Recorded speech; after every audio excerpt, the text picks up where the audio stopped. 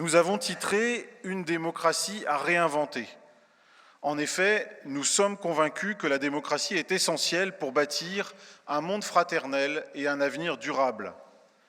Peut-on parler de fraternité si chacun des frères n'a pas eu voix au chapitre pour dire ce qu'il espère pour lui et pour la communauté ?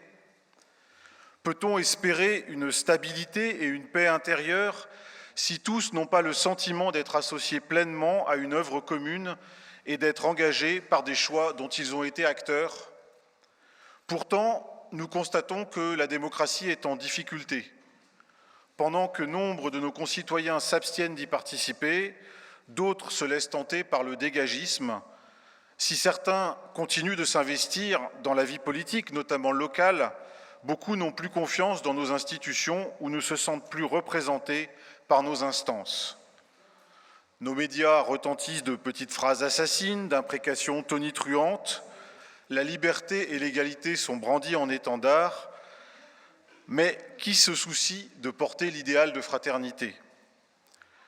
Où peut se tisser, dans les structures de notre vie démocratique, ce lien vital et fragile qui nous permet de prêter attention à notre frère et d'être nous-mêmes grandis de l'attention qu'il nous porte ? Face à la tentation de l'individualisme ou à celle du repli identitaire, il nous semble urgent de réinventer notre manière de pratiquer la démocratie.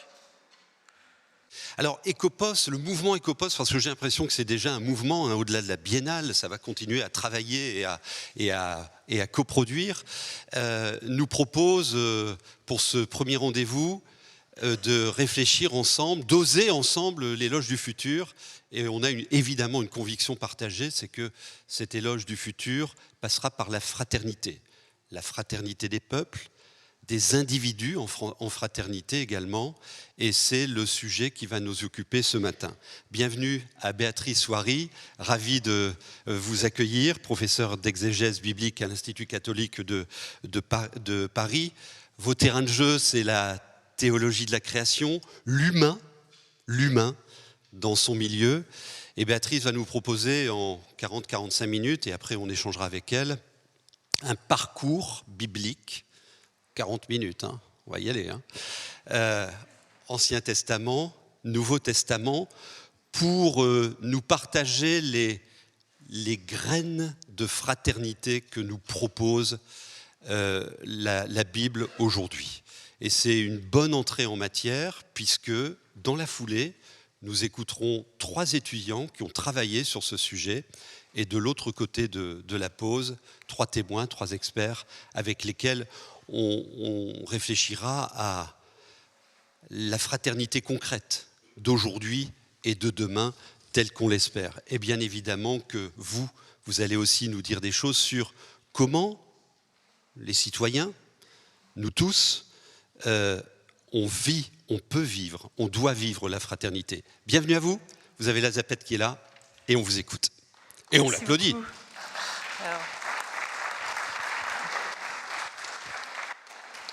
Merci beaucoup pour votre accueil. C'est la 2e fois que je viens, et l'année dernière, j'avais trouvé ça tellement fraternel que je suis revenue. Et je vous remercie de votre invitation. Sans vous révéler tous les secrets de fabrication de cette conférence, je voudrais quand même vous avouer ce que j'ai fait le week-end dernier. Je me suis amusée à regarder les unes après les autres toutes les occurrences du mot « frère » dans la Bible, Ancien et Nouveau Testament.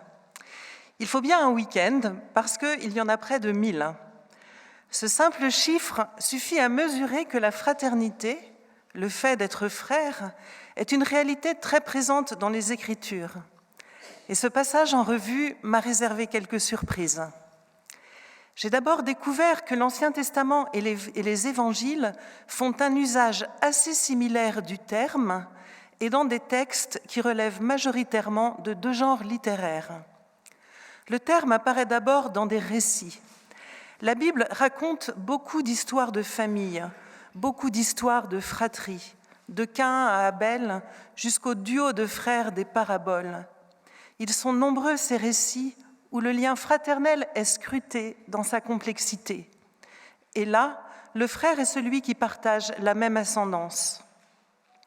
Le terme frère est également fréquent dans un second genre de texte, les textes législatifs ou les exhortations morales, qu'elles soient de Moïse ou de Jésus. Et en général, le frère est l'autre homme, la fraternité exprimant alors la modalité du lien social. Le frère, c'est le prochain, l'autre du peuple ou de la communauté. De ces constats, donc, ont surgi 3 surprises.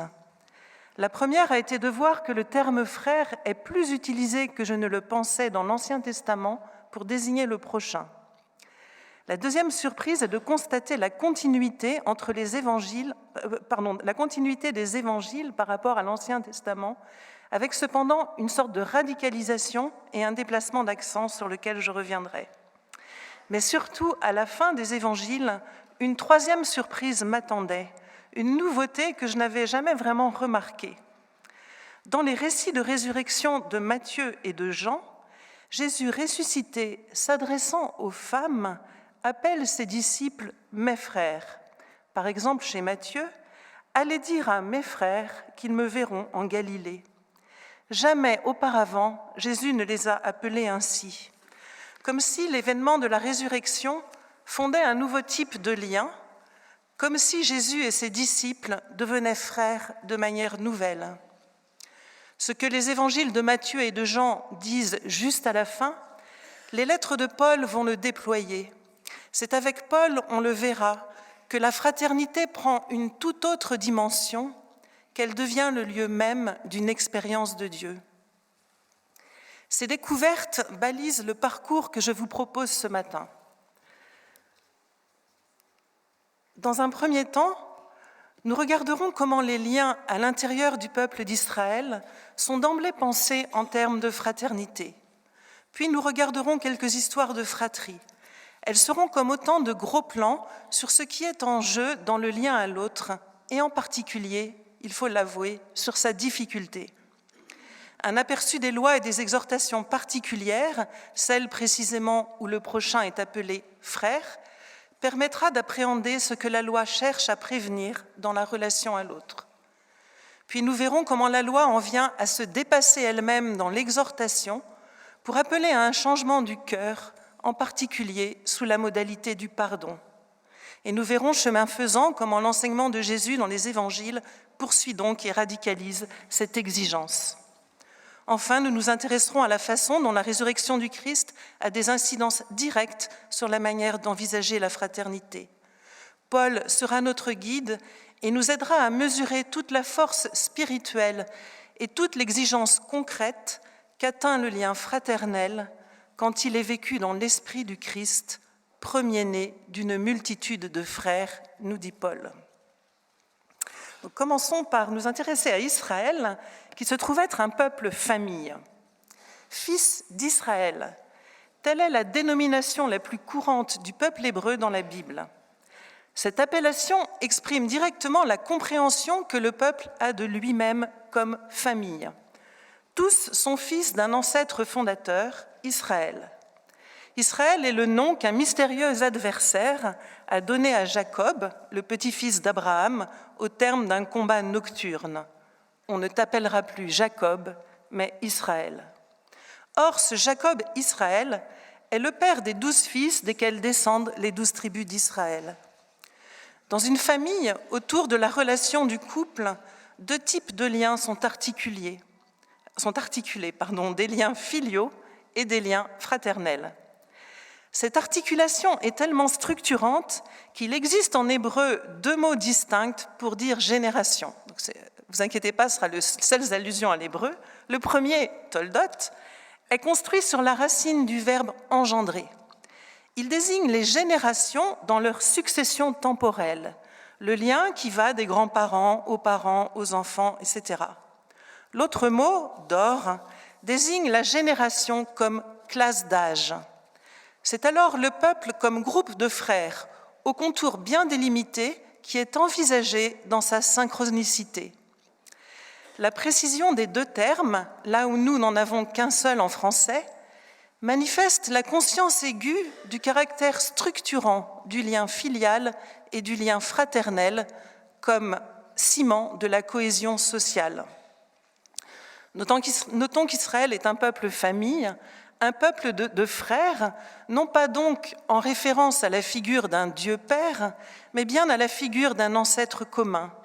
Celui-ci est choisi par Dieu et récipiendaire, comme petit-fils d'Abraham, de la promesse de devenir un grand peuple. Autrement dit, la fraternité n'est pas ici universelle. Sont frères ceux qui se reconnaissent descendants du même ancêtre. Mais les fils d'Israël se savent être une famille parmi d'autres familles. Et ils savent plus encore que la famille, dans sa composante parentale et fraternelle, est une expérience fondatrice commune à tous les humains. Penser la condition humaine et ses relations, c'est d'abord, nous disent les premières pages de la Bible, raconter l'histoire d'un couple, celui d'Adam et Ève, et immédiatement après, l'histoire de leurs enfants, leurs fils, des frères, Caïn et Abel. Ces premiers récits sont des mythes relatifs aux origines de toute l'humanité. Ils ont une prétention universelle, ils explorent des expériences fondatrices. Et là encore, ce sont les liens familiaux qui sont les premiers à être mis en scène et sous la modalité de l'épreuve. Épreuve du couple face à l'interdit divin, épreuve des frères face à... Je garde encore le suspense quelques instants. Le livre de la Genèse est tout entier consacré à des histoires de famille. Et sa construction littéraire est faite de telle sorte que c'est bien une continuité généalogique qui est établie entre ces mythes à portée universelle, les légendes des ancêtres fondateurs sur 4 générations, qui elles-mêmes ouvrent à l'histoire du peuple ainsi constitué en famille. Du coup, les histoires de fratrie qui jalonnent le récit acquièrent une portée particulière. Raconter l'histoire d'ancêtres frères, c'est renvoyer les auditeurs et les lecteurs de ces histoires à leurs propres relations à l'intérieur de ce peuple famille. Et elles sont racontées de telle sorte, on va le voir, qu'elles saisissent le lecteur et le conduisent à s'interroger sur sa propre pratique. Et elles le font d'autant plus efficacement que les histoires de fratrie rejoignent chacun à l'intime dans ces liens uniques, propres à chaque frère, chaque sœur, ces liens tissés de bonheur et de souffrance. Alors, à notre tour, je vous propose d'en lire quelques-uns. Disons-le d'emblée, les histoires de famille racontées dans la Bible sont rarement des histoires heureuses, et c'est particulièrement vrai pour les histoires de fratrie. Elles sont en général sous le sceau du drame, à commencer par la première, l'histoire de Caïn et Abel. Le récit n'a pas son pareil, on va le voir, pour pointer d'emblée à sa racine l'épreuve que constitue le lien fraternel. L'homme connut Ève, sa femme. L'homme, c'est Adam. Elle devint enceinte, enfanta Caïn et dit « J'ai acquis un homme avec le Seigneur ». Elle enfanta encore son frère Abel. Abel faisait paître les moutons, Caïn cultivait le sol. À la fin de la saison, Caïn apporta au Seigneur une offrande de fruits de la terre. Abel apporta lui aussi des prémices de ses bêtes et leur graisse. Le Seigneur tourna son regard vers Abel et son offrande, mais il détourna son regard de Caïn et de son offrande. Caïn en fut très irrité, et son visage fut abattu. 2 frères, chacun avec un métier, chacun exprimant sa reconnaissance à Dieu pour le don qu'il lui a fait. Mais voilà que Dieu préfère l'offrande d'Abel à celle de Caïn. Pourquoi ? Cette préférence n'est pas motivée. On peut disserter sur la figure d'un Dieu arbitraire, voire injuste. Il me semble que là n'est pas la question. Cette configuration narrative fait plutôt ressortir de façon abrupte l'épreuve majeure du lien fraternel, la jalousie. Cette expérience que l'autre, mon frère, ma sœur, n'est pas traité comme moi, ce sentiment qu'il est privilégié par celui qui dispose de l'autorité. Remarquons au passage que ce premier récit ruine d'emblée une conception égalitaire de la fraternité. Le frère est d'emblée l'autre, le différent, le traité différemment, celui qui a reçu des choses différentes. Et c'est cela qui suscite la jalousie. Et de la jalousie à la colère, il n'y a qu'un pas. Le Seigneur dit à Caïn, « Pourquoi t'irrites-tu? Et pourquoi ton visage est-il abattu? Si tu agis bien, ne te relèveras-tu pas? Si tu n'agis pas bien, le péché, tapis à ta porte, te désire. Mais toi, domine-le. » Étrange parole divine qui place Caïn devant un choix et qui, du même coup, font effectivement apparaître la jalousie comme une épreuve. Tu es jaloux? En colère? Soit, mais tu peux le dépasser. Tu peux aussi te laisser engloutir. Le vocabulaire utilisé ici pour parler de ce que le texte appelle péché est un mot mystérieux, c'est la seule occurrence, qui semble renvoyer à une sorte de bête sauvage. La violence que suscite la jalousie est là. Elle rôde comme une bête prête à bondir. Mais le discours divin est clair. Tu as les moyens de maîtriser cela. Que choisis-tu? La jalousie comme un danger, la jalousie comme une mise à l'épreuve, ou encore la fraternité, notre combat. À ce point du récit, le traducteur se trouve en difficulté, car le texte hébreu dit ceci. Caïn dit à son frère, et lorsqu'ils furent au champ, Caïn se dressa sur son frère Abel et le tua. Le récit commence par annoncer que Caïn va parler à son frère, et puis rien, aucune parole, et les choses se précipitent. Caïn devient à son tour comme une bête, il se précipite sur Abel et le tue. Là encore, le récit est précis. Il établit un lien étroit entre le meurtre et l'absence de dialogue. Comme si le meurtre était la conséquence d'un dialogue devenu impossible entre les frères, d'une colère tellement étouffante qu'elle ne permet plus d'une adresse à l'autre comme forme minimale de la reconnaissance. Le Seigneur dit à Caïn, « Où est ton frère Abel ?»« Je ne sais pas, répondit-il. Suis-je le gardien de mon frère ?» Poignant échange entre un Dieu qui, lui, au-delà du meurtre, essaye encore de faire parler Caïn, et celui-ci qui se défausse. Leur dialogue manqué pose la fraternité comme une responsabilité, celle de Caïn, mais aussi celle de chacun. Car le texte, dans son génie narratif, oblige le lecteur à se situer. La question toute rhétorique de Caïn, « Suis-je le gardien de mon frère ?» est puissante à cet égard. Remarquons d'abord que le dialogue s'arrête là, Dieu ne répond rien. La question reste ouverte et n'en finit pas de résonner dans toute sa force tragique. Mais en même temps qu'elle fait entendre le refus de Caïn d'endosser sa responsabilité, en même temps, elle pousse le lecteur à se dire « Si, bien sûr, il était le gardien de son frère. Si, un frère est gardien de son frère. Oui, je le comprends, je dois être gardien de mon frère. » On le voit, le récit du meurtre de Caïn pose d'emblée la fraternité en termes éthiques. J'arrête ici la lecture. Il faudrait poursuivre pour voir comment cette violence a des conséquences sur le rapport de Caïn à la terre, comment elle attente à la fécondité de la terre. On verrait aussi comment Dieu imagine un dispositif pour protéger Caïn de sa propre peur et d'une possible vengeance. Car Caïn l'a bien compris, ce qu'il a fait à Abel, d'autres pourraient le lui faire. Comment vivre en paix désormais ? Et les 2 chapitres qui suivent racontent comment cette violence initiale se propage dans une forme de croissance asymptotique jusqu'à provoquer le déluge, la destruction de l'humanité et avec elle celle de la création. Heureusement, il restait un juste, Noé, comme je vous l'avais raconté l'année dernière. Le mythe de Caïn et Abel, cette expérience de la première fratrie placée au seuil de l'histoire humaine, nous avertit d'emblée. Le lien fraternel est donc le lieu d'une épreuve, celle de la reconnaissance de l'altérité du frère. Son péché originel, si je puis dire, est la jalousie, sa tentation le meurtre, l'annihilation du différent que le refus du dialogue prépare et met en scène. Le récit révèle aussi comment la violence fraternelle risque d'enclencher une logique de vengeance croissante, car, comme le dit le livre des Proverbes, « Un frère offensé est plus inaccessible qu'une ville forte, et les querelles sont solides comme un verrou de donjon.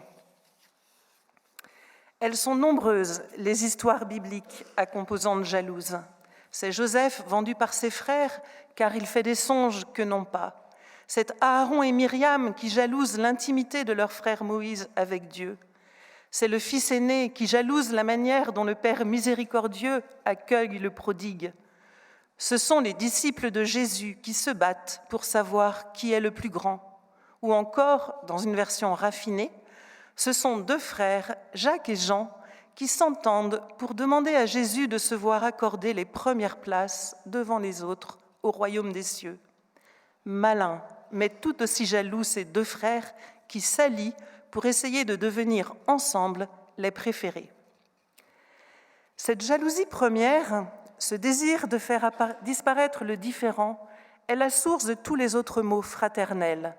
Mensonges, manipulation, exploitation, vol, viol, rien des malheurs qui frappent famille et société ne sont absents des récits bibliques.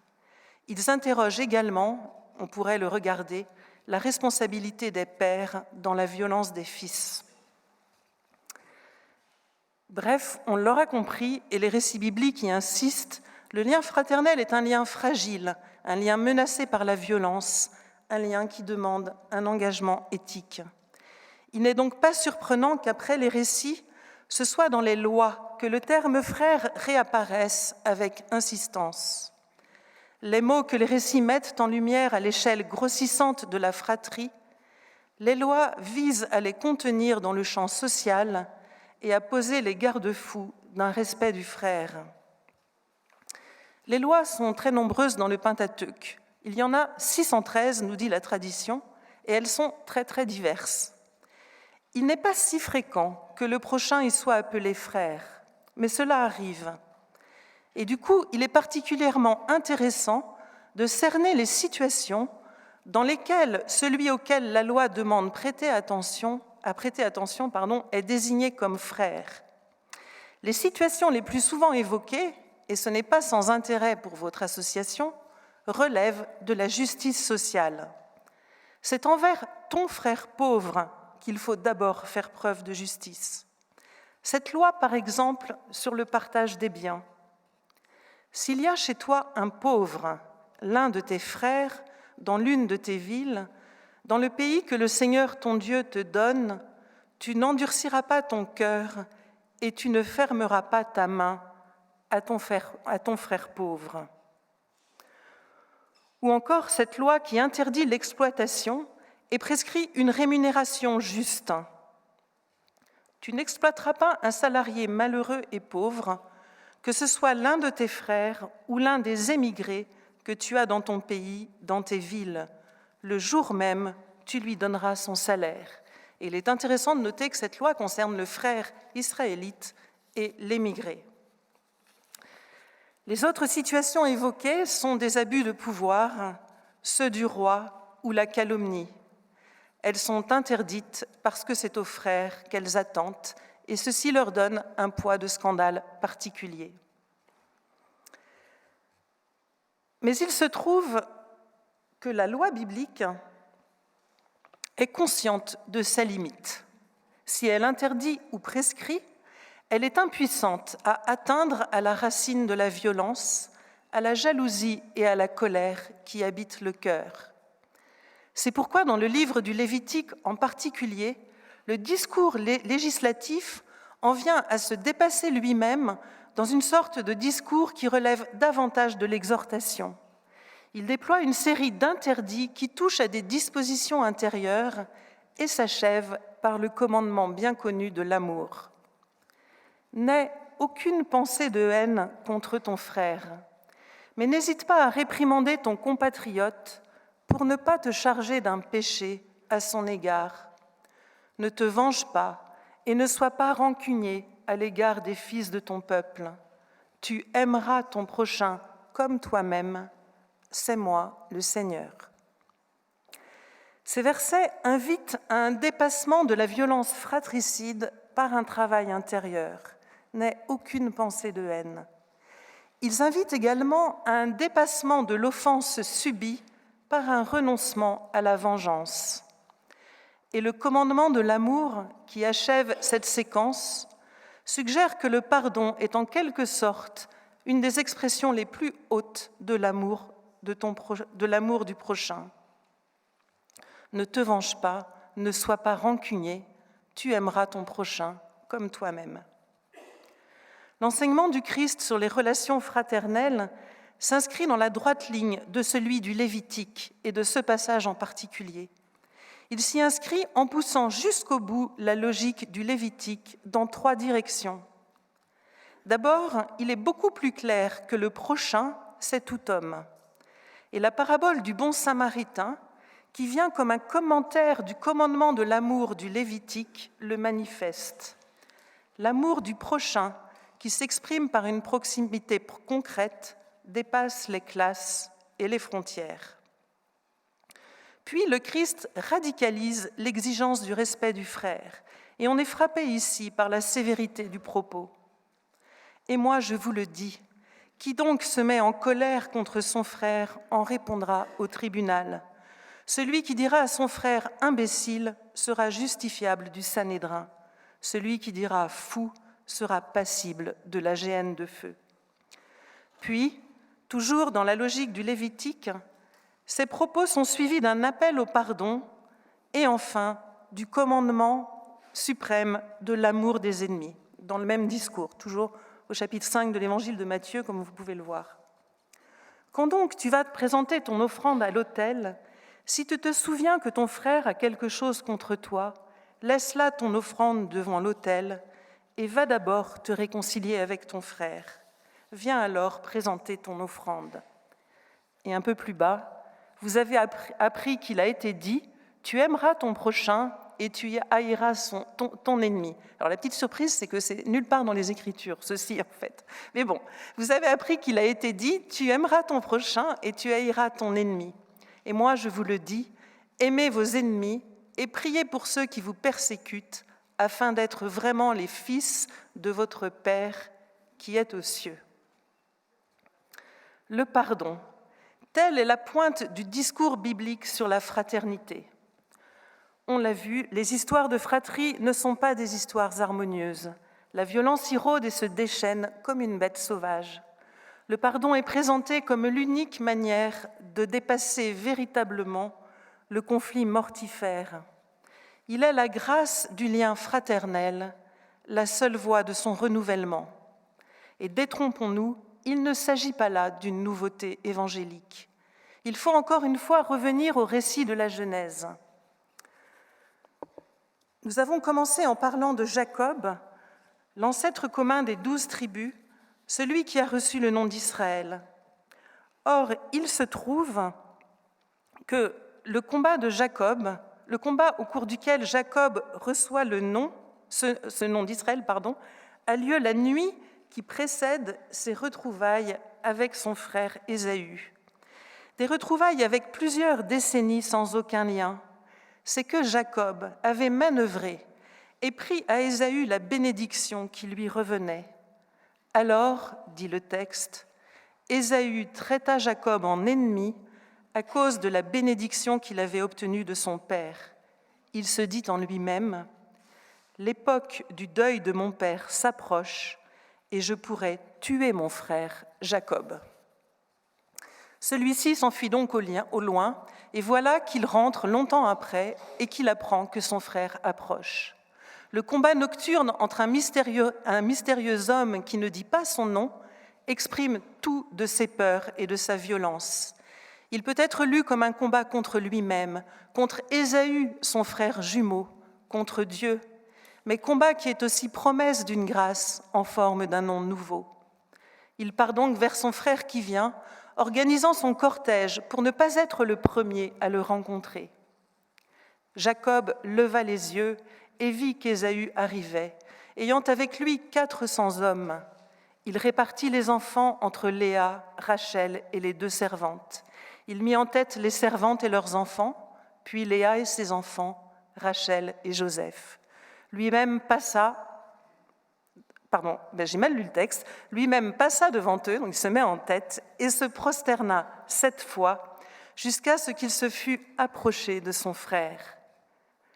Ésaü courut à sa rencontre, l'étreignit, se jeta à son cou et l'embrassa. Ils pleurèrent. Et voilà l'inattendu, l'impensable. En son absence, son frère a pardonné. Alors que lui se croit toujours menacé de mort, son frère l'attend et lui manifeste son affection. Le pardon comme une incroyable surprise, un inespéré, un immérité en quelque sorte, car Jacob n'a fait aucune démarche envers son frère. Ce récit affirme avec force la possibilité du pardon, la capacité du cœur de l'homme à dépasser l'offense faite, mais il le fait avec sagesse, car après cette rencontre, les frères décident de se séparer et de reprendre chacun son chemin, de vivre chacun sur son territoire. L'histoire du fils de Jacob, Joseph, va encore plus loin dans l'exploration de la puissance du pardon. Joseph, on le sait, a été vendu par ses frères jaloux à des marchands de passage. Après de nombreuses péripéties, le voilà premier ministre du pharaon d'Égypte à une époque où la famine frappe toute la région. La famille de Jacob n'a d'autre solution que de descendre en Égypte acheter du blé. Or, voilà qu'à leur insu, les frères se retrouvent face à Joseph, qui, lui, les reconnaît. Je vous passe les détails et vous lis la suite du texte. Joseph ne put se dominer devant tout ce qui se tenait près de lui. « Faites sortir tous mes gens », s'écria-t-il. Nul d'entre eux n'était présent quand il se fit reconnaître de ses frères. Il sanglota si fort que les Égyptiens l'entendirent, même la maison de Pharaon. « Je suis Joseph, dit-il à ses frères. Mon père est-il encore en vie ?» Mais ses frères ne purent lui répondre, tant il tremblait devant lui. Joseph dit à ses frères, « Venez près de moi. » Ils s'approchèrent. « Je suis Joseph, votre frère, dit-il, moi que vous avez vendu en Égypte. Mais ne vous affligez pas maintenant et ne soyez pas tourmentés de m'avoir vendu ainsi, car c'est Dieu qui m'y a envoyé avant vous pour vous conserver la vie. C'est en effet la seconde année que la famine sévit au cœur du pays, et pendant 5 ans encore, il n'y aura ni labour ni moisson. »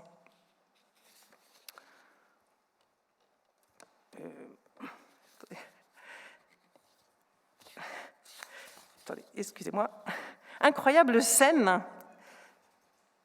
Pardon, excusez-moi, je termine le récit. Dieu m'a envoyé devant vous pour vous constituer des réserves de nourriture dans le pays, vous permettre de vivre et à beaucoup d'entre vous d'en réchapper. Ce n'est pas vous qui m'avez envoyé ici, mais Dieu. Incroyable scène où le frère trahi pleure de joie de retrouver ses frères alors que ceux-ci tremblent de la peur d'une vengeance, maintenant qu'ils se trouvent, eux, les affamés, dépendants du pouvoir de leurs frères. Le pardon est une surprise, une grâce. Mais ici, la surprise redouble, car non seulement Joseph a pardonné, mais plus encore, il perçoit dans son histoire une œuvre de famille, une œuvre de Dieu en faveur de sa famille. Il découvre dans son destin tragique la façon dont Dieu a permis qu'il se trouve à une place qui lui permettrait de sauver la vie de son peuple. Mais Joseph a une fine intelligence des choses. La providence divine, qui sait passer par des chemins tortueux, ne justifie pas la gravité de l'offense initiale. Joseph le dit lui-même un peu plus tard à ses frères qui ont bien du mal à croire qu'ils sont vraiment pardonnés. Il leur dit « Vous avez voulu contre moi un mal, Dieu l'a voulu en bien. » Joseph distingue avec finesse les responsabilités. Le mal commis par ses frères reste un mal, mais le frère désigne au frère ce qui rend possible son pardon, l'action d'un Dieu sauveur qui peut de ce mal tirer un plus grand bien. Et l'on mesure comment le discernement de Joseph permet en fait de refonder ailleurs les relations fraternelles, de retrouver ses frères tout autrement à la lumière d'un dessein de salut qui les dépasse tous. Le destin de Joseph n'est bien sûr pas sans évoquer la figure du Christ dans sa Pâque. On va en parler. L'enseignement prépascal de Jésus sur la fraternité s'inscrit, on l'a vu, dans la suite de l'Ancien Testament. Un accent spécifique, important, cependant, mérite l'attention. Jésus déplace le fondement de la fraternité de l'ancêtre Jacob à ce Père dont il reçoit sa propre autorité. Cela est sensible à 2 reprises. D'abord dans la scène fameuse où il relativise les liens du sang et désigne comme mère, frère, sœur ceux qui font la volonté du Père. Puis dans un second propos où il prévient les dérives liées à l'exercice d'une fonction religieuse et en particulier la tentation de s'arroger un pouvoir de leader, de maître, de père. Pour vous, ne vous faites pas appeler maître, car vous n'avez qu'un seul maître et vous êtes tous frères. N'appelez personne sur la terre votre Père, car vous n'en avez qu'un seul, le Père céleste. Mais la véritable nouveauté, ce sont les récits de résurrection qui la font entendre. J'ai cité Matthieu en commencement, alors on va lire maintenant Jean. Nous sommes dans le jardin de la résurrection, au petit matin. Le Christ s'adresse à Marie de Magdala, qui vient de la reconnaître. Jésus dit à Marie, « Ne me retiens pas, car je ne suis pas encore monté vers mon Père. Pour toi, va trouver mes frères et dis-leur que je monte vers mon Père, qui est votre Père, vers mon Dieu, qui est votre Dieu. » Jamais auparavant, comme je vous le disais, Jésus n'a appelé les disciples mes frères, et jamais non plus il ne s'est présenté comme leur frère. Et il le fait en même temps qu'il souligne fortement que la résurrection transforme son rapport à son Père et que ce Père, c'est aussi le leur. Par sa montée, Jésus est avec ce Père dans une proximité nouvelle, et c'est dans cette proximité qu'il se dit frère à titre nouveau. L'Évangile se clôt sur cette suggestion, et c'est Paul qui déploie toutes les implications de la résurrection de celui qui l'appelle précisément le premier-né d'une multitude de frères. La réflexion paulinienne sur la fraternité s'inscrit dans le souci de l'apôtre d'ouvrir à tous, juifs et païens, la foi au Christ. On le sait, son combat sera de permettre à des païens d'entrer dans l'alliance mosaïque renouvelée par le Christ, de façon directe, si je puis dire, c'est un peu mal dit, mais disons-le comme ça, sans devoir assumer l'alliance mosaïque. Le fondement de la fraternité n'est plus celui de Jacob et de sa famille. C'est bien sûr le Dieu Père qui fonde la fraternité de tous, mais ce lien passe par la médiation du Christ. Celui-ci, par sa résurrection, entraîne toute l'humanité avec lui dans la vie du Père. Car, nous dit Paul, il a brisé le mur de la haine, de la séparation. Et ce n'est pas pour rien si ces représentations de la résurrection, comme c'est dans la tradition liturgique de l'Église, montrent Jésus qui vient chercher Adam, le premier homme, figure de toute l'humanité.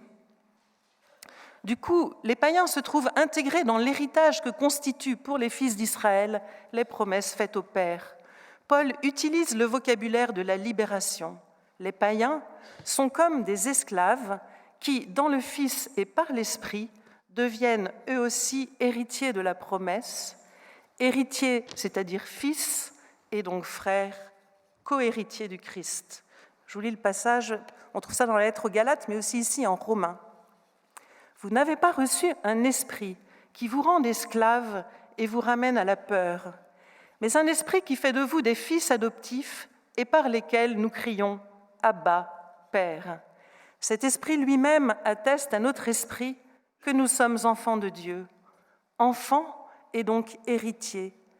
Héritiers de Dieu, co-héritiers du Christ, puisqu'ayant part à ses souffrances, nous aurons part aussi à sa gloire. Et un peu plus bas dans le même texte, ce que d'avance Dieu a connu, il les a aussi prédestinés à être conformes à l'image de son Fils, afin que celui-ci soit le premier-né d'une multitude de frères. La force de ces propos est de faire de la filiation et de la fraternité une expérience qui introduit dans le jeu trinitaire. Être rendu fils, c'est être appelé par le Père, habité par l'esprit d'adoption et configuré au Christ, premier-né d'une multitude. C'est ainsi que, frère du Christ, le chrétien est du même coup frère de tous en lui. La fraternité est une expérience spirituelle, un lieu spirituel, et même, pourrait-on dire, un lieu théologale. Elle est le lieu de la présence de Dieu. Et ceci implique un service du frère à l'image de la façon dont le Christ s'est fait le serviteur de tous jusqu'à la mort. C'est ce que Paul explique aux Philippiens.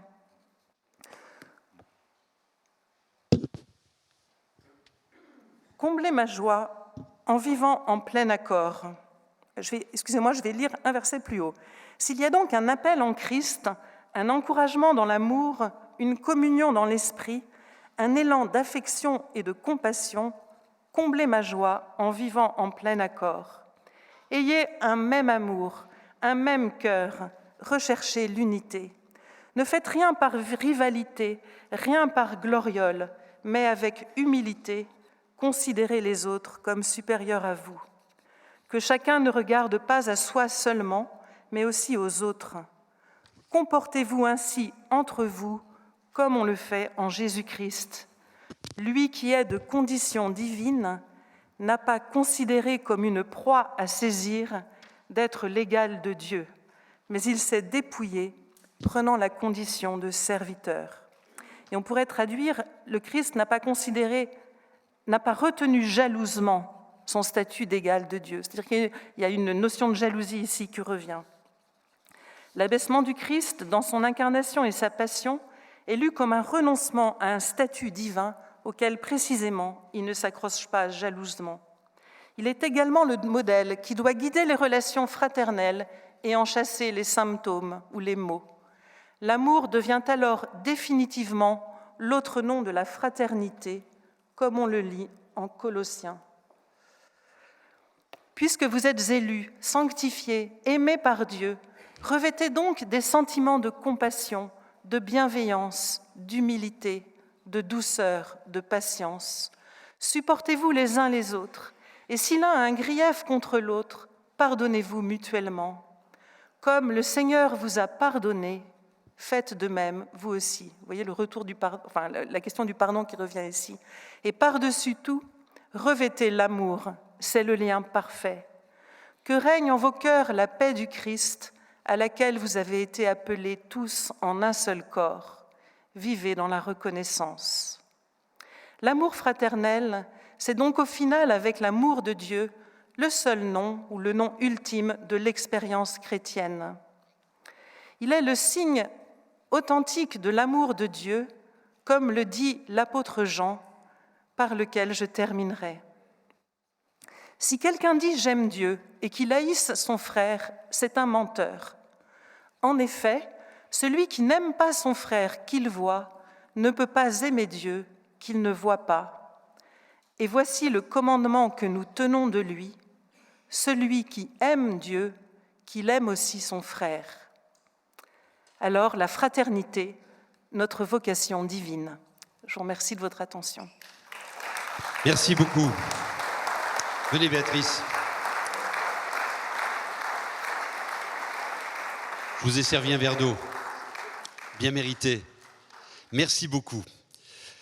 Merci pour ces éclairages. Dieu a été souvent mêlé à la violence et ses réponses ont toujours été l'évitement de l'escalade, l'évitement de la vengeance. Vous avez parlé de vengeance. Et Jésus aussi a toujours répondu à cette violence par l'amour. Ce sont des postures de fraternité.